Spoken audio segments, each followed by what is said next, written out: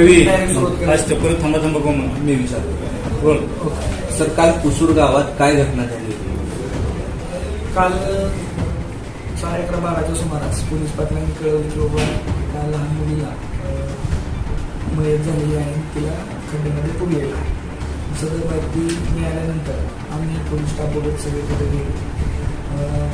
विचारपूस केली तर पूर्ण की असं संशय वाटला की बाबा इथे पुरलेले आहे असं तो म्हटला.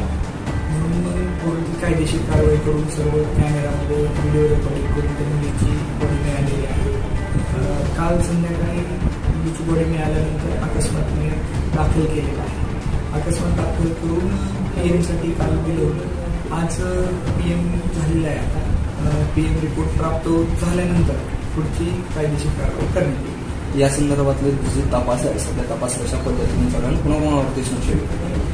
संशय म्हणण्यापेक्षा PM रिपोर्ट आला. PM रिपोर्ट आल्यानंतर आम्ही सगळ्यांकडेच तपास करत आहोत.